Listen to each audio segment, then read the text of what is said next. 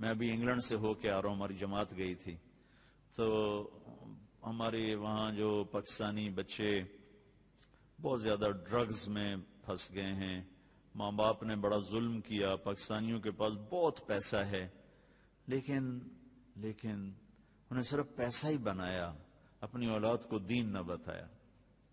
تو ہمارے بہت بچے ڈرگز کے کاروباری بن گئے، تو جیلوں میں پڑے ہوئے ہیں کچھ میں۔ تو میں مقامی لوگوں سے کہا یار مجھے کسی جیل میں، چونکہ میں یہاں بھی جیلوں میں جاتا ہوں بیان کرنے کے لیے، یا مجھے کسی جیل میں لے جاؤ، میں وہاں ان بچوں سے بات کروں گا۔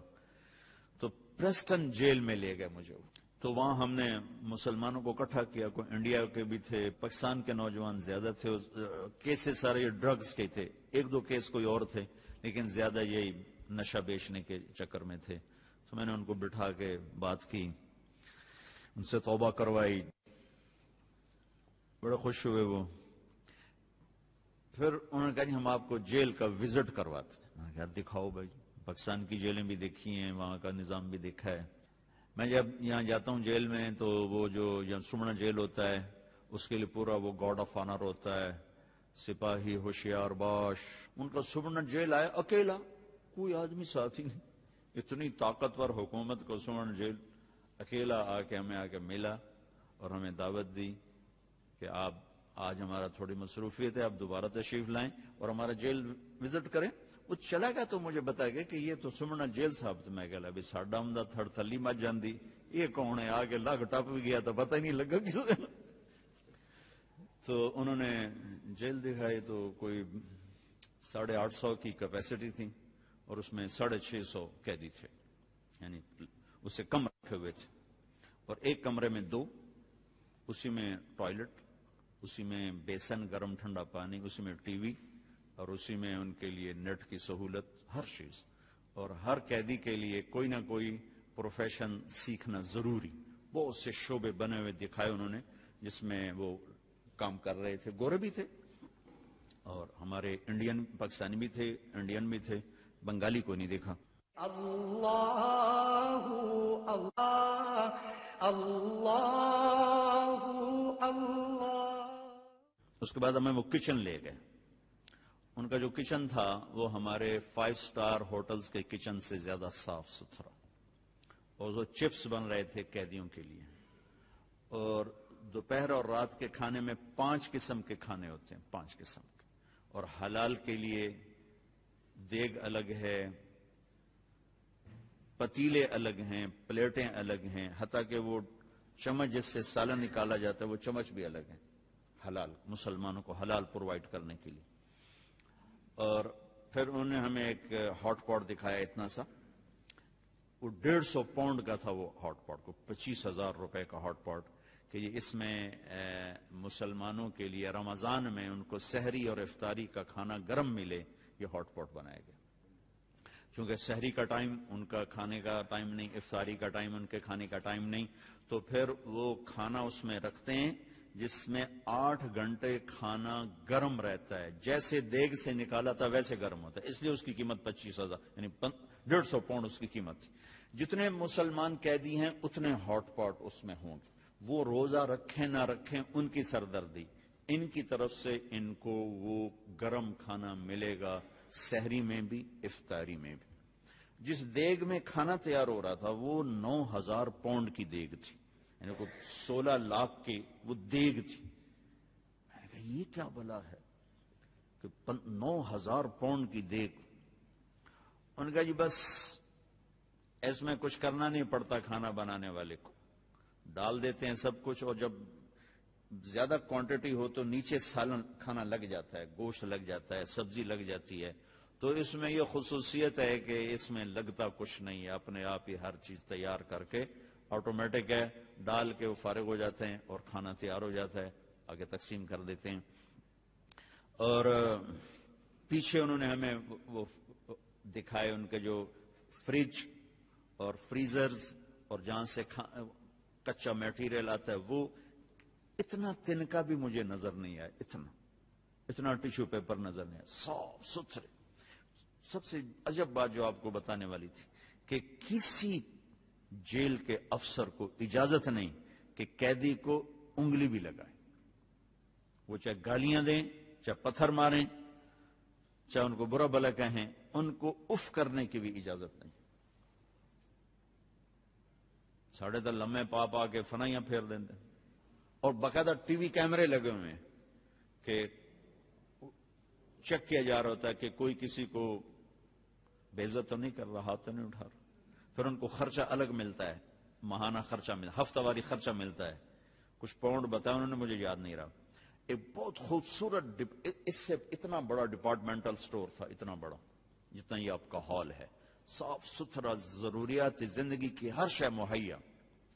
جس مذہب کے لوگ ہیں ہر مذہب کا عالم آ کر ان کو آ کے تعلیم دیتا ہے۔ اگر کسی مذہب کا ایک آدمی، ایک سکھ جیل میں تھا تو اس کے لیے ان کا عالم ہفتے میں ایک دفعہ آ کر ان کو تعلیم دیتا، اور وہ اس کی تنخواہ گورنمنٹ دیتی۔ ایک یہودی ہے، ایک ہندو ہے، ایک بدھ ہے، عالم آئے گا۔ مسلمان زیادہ ہیں تو ان کے 2 عالم آتے تھے، جمعہ میں پڑھانے والے، نماز پڑھانے والے، ان کو پریچ کرنے والے وہ آتے تھے۔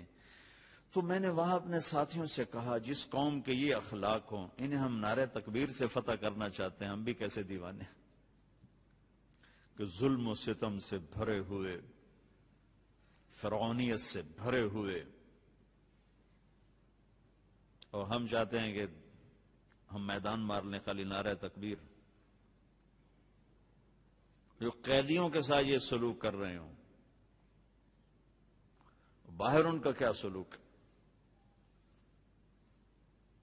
میں تو پریشان ہو گیا، میں نے کہا ان پہ زوال نہیں آ سکتا، کیونکہ ان کی جو برائیاں ہیں وہ انفرادی برائیاں ہیں، انفراد، اجتماعی ظلم نہیں ان کو یہ فکر نہیں ہے کہ کوئی وکیل کسی کے ساتھ مل کر میرے اوپر جھوٹا کیس کر دے گا، اور کوئی جج کا قلم فروخت ہو جائے گا، کوئی میری زمین پہ قبضہ کر جائے گا، کوئی میری بچی کو اٹھا کے لے جائے گا، یہ ان کو کوئی خوف نہیں۔ اجتماعی انفرادی نافرمانیاں ہیں، اور انفرادی نافرمانیوں پہ اتنی جلدی پکڑ نہیں آتی جتنی اجتماعی نافرمانیوں پہ آتی۔ ایک دفعہ موسیٰ علیہ السلام نے اللہ تعالیٰ سے پوچھا، یا اللہ، فرعون تو کہتا تھا میں خدا ہوں، تو نے اس کو اتنی لمبی حکومت کیوں دی؟ تو اللہ نے عجب بات کی کہ یہ کم بخت اپنی رعایا میں عدل کرتا تھا، اس لیے حکومت تھی۔ ظالم تو بنا جب وہ اس کو پتا چلا کہ میری گئی حکومت، تو اللہ نے کہا میں نے اس لیے اس کو حکومت دی کہ یہ رعایا میں عدل کرتا تھا، اس لیے حکومت دی، حالانکہ مجھے پتا ہے یہ کم بخت کہہ رہا ہے میں خدا ہوں۔ تو بس آپ بھائیوں کی خدمت میں گزارش ہے، جتنا کر سکتے ہوں کریں۔ جیسے یہ ٹریننگ لے رہے ہیں نا آپ، تو اس قلم کا صحیح استعمال، اس کی ٹریننگ تبلیغ کا کام ہے۔ تبلیغ کا کام ایک ایمان کو سیکھنے کی خوبصورت محنت، جو میں نے آپ سے 1 گھنٹہ بات کی ہے، یہ وجود میں آئے، اس کی بھی ٹریننگ ہے۔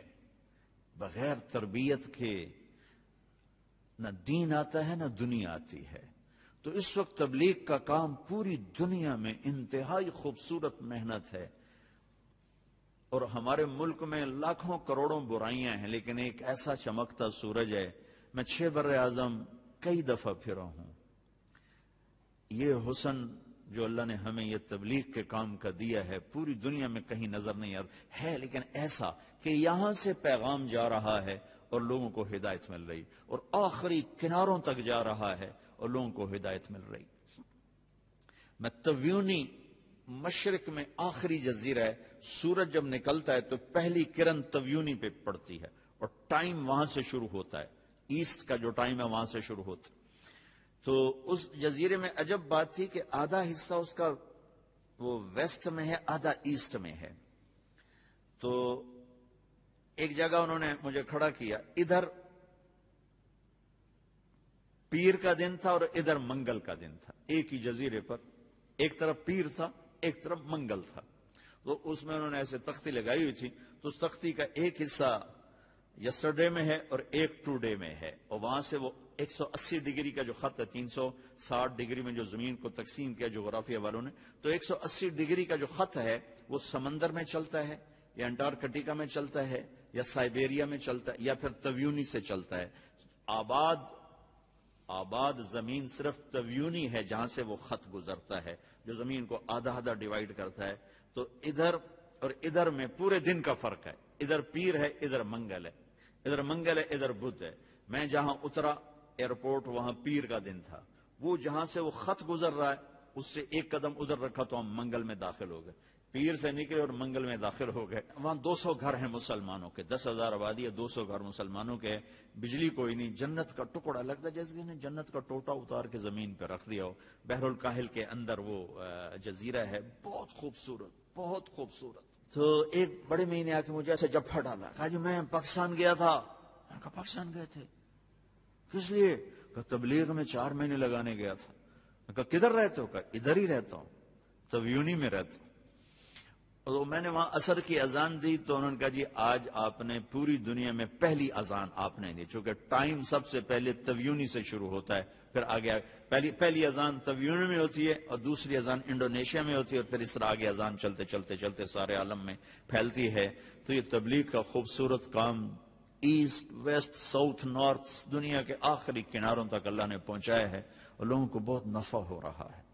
شخص نے عرض کی یا رسول اللہ میں چاہتا ہوں سب سے بہترین انسان بن جاؤں، تو آپ نے کہا لوگوں کو نفع پہنچایا کر، سب سے بہترین انسان بن جائے گا۔ یہ نہیں کہا رات کو تہجد پڑھ، اتنے نفل پڑھ، دن کو روزے رکھ اور اتنا قرآن پڑھ، اتنی تسبیح پڑھ، کہ لوگوں کو نفع پہنچا، سب سے بہترین بن جائے گا۔ اور جو نفع آپ پہنچا سکتے ہو تو کوئی بھی نہیں پہنچا سکتا، جو نفع آپ سے مل سکتا ہے۔ عمر بن عبدالعزیز نے انصاف کیا، عبد الملک، ولید، سلیمان نے ظلم کیا، اسی تخت پہ بیٹھے اب عمر بن عبدالعزیز انصاف کیا۔ ایک اور بات یاد ہے، اچھوں سے برے، بروں سے اچھے، یزید ایک ظلم کی داستان ہے۔ 3 بر اعظم پہ حکومت، 39 سال کی عمر میں مر گیا کہ 42 سال کی عمر۔ اس کا بیٹا معاویہ بن یزید رحمت اللہ علیہ، 3 بر اعظم کی حکومت ملی 22 سال کی عمر میں۔ 22 سال کی عمر تو پاگل پن کی عمر، اور یہ جج کی کرسی نہیں ہے جو 30 سال کے بعد ریٹائرمنٹ ہے، یہ تو موت تک کی ہے، اور کوئی مقابلے میں کوئی نہیں۔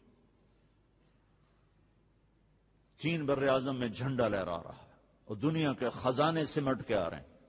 40 دن حکومت کی، 40 دن، اور سارے خاندان بنو امیہ کو اکٹھا کر لیا اور خطبہ دیا اور کہا کہ میرا باپ جبار تھا، ظالم تھا، اس نے اہل البیت کا خون بہایا، اور میں اس تخت پہ لعنت بھیجتا ہوں جس کے نیچے حسین کا خون ہو۔ یہ تمہاری حکومت پڑی ہے، جس کو چاہے دے دو۔ حکومت چھوڑ دی، 3 بر اعظم کی حکومت کو لات مار دے، مجھے نہیں چاہیے، دے دو۔ اس کے بعد مروان کو اور اس کی نسل کو حکومت ملی۔ تو عمر بن عبدالعزیز کا جب انتقال ہو رہا تھا تو اپنے بچوں کے لیے 2 روپے بھی نہیں چھوڑے، اور ہشام بن عبد الملک مر رہا تھا تو اپنے بچوں کے لیے 10 لاکھ درہم چھوڑے۔ ان کو تانا ملا، عمر بچوں کے لیے کیا چھوڑا ہے؟ کچھ نہیں۔ کیا کریں گے تیرے بعد؟ فرمایا حرام کھلایا نہیں، حلال تھا نہیں۔ کیا خوبصورت بات، کہ حرام کھلایا نہیں، حلال تھا نہیں۔ کہ میرے بچے نیک ہوں گے تو اللہ سنبھال لے گا، برے ہوں گے تو مجھے ان کی ہلاکت کی پرواہ کوئی۔ 30 برس کے بعد چشم فلک نے کیا دیکھا کہ ہشام کی اولاد، جن کے لیے ان کا باپ 10 لاکھ درہم چھوڑ کے مرا تھا، وہ دمشق کی جامع مسجد کی سیڑھیوں پہ بیٹھ کے بھیک مانگتے تھے، اور عمر کی اولاد ایک مجلس میں 100 گھوڑے اللہ کے نام پہ خیرات کر دیتے۔ وَهُوَ يَتَوَلَّى الصَّالِحِينَ۔ عمر بن عبدالعزیز جب خلیفہ تھے تو ان کی ایک خادمہ نے کہا امیر المومنین میں نے آج رات خواب دیکھا۔ کیا دیکھا؟ کہ میں دیکھا کہ حشر ہے اور پل صراط سے لوگ گزر رہے ہیں۔ تو عبد الملک بن مروان کے گزرنے کا حکم ہوا۔ عبد الملک بنو امیہ کی دوسری شاخ میں فاؤنڈر ہے بنو امیہ کا، جو 83 سال حکومت کی۔ کہ عبد الملک پل صراط پہ آیا اور جہنم میں گر گیا۔ پھر اس کے بعد ولید چڑھا، وہ پل صراط پہ آیا، جہنم میں گر گیا۔ پھر اس کے بعد سلیمان اوپر آیا تو وہ اوپر چڑھا، گر گیا۔ عبد الملک، پھر ان کے بعد آیا ولید، ان کے بعد آیا سلیمان، سلیمان کے بعد آیا عمر بن عبدالعزیز۔ تو پھر اب عمر بن عبدالعزیز کی باری تھی تو پھر کہنے لگے پھر آپ چڑھے. اتنا ہی کہا تھا آپ چڑھے تو حضرت عمر بے ہوش ہو کے گر گئے. تو وہ رو پڑی کہ آپ بے ہوش نہ ہوں، آپ پار نکل گئے، آپ پار نکل گئے. کس چیز نے پار لگایا؟ عدل نے. 3 بر اعظم میں زکوٰۃ لینے والا کوئی نہ بچا. لاہور ان کی حکومت میں شامل ہے، کشمیر تک حکومت تھی. 3 بر اعظم میں زکوٰۃ لینے والا کوئی نہ بچا، اور خلفائے راشدین میں نام لکھوا کے چلے گئے. 5ویں چھٹے خلفائے راشدین میں عمر بن عبدالعزیز کا نام آتا ہے. تو بھائیو، مجھے بھی پتا ہے کہ آپ بے بس ہو، لیکن اس بے بسی میں جتنا کر سکتے ہو اس کو تو نہ جانے دو. نہ کسی کا پریشر لو، نہ اپنے لالچ کے ہاتھوں مجبور ہو، نہ کسی اوپر والے سے مجبور ہو. صرف وہ جو 7 آسمان کے اوپر والا ہے اس سے مجبور ہوگا. جی میری مجبوری ہے، میری مجبوری ہے، میں نے اپنے اللہ کو جان دینی ہے. بس یہ گزارش ہے، دل کو لگے تو لے لینا، ورنہ ہمارا تو کام دن راج فقیرانہ آئے صدا کر چلے، میاں خوش رہو ہم دعا کر چلے. کہ مظلوم کی ہائے ساری ٹیکنالوجی کو تباہ و برباد کر دیتی.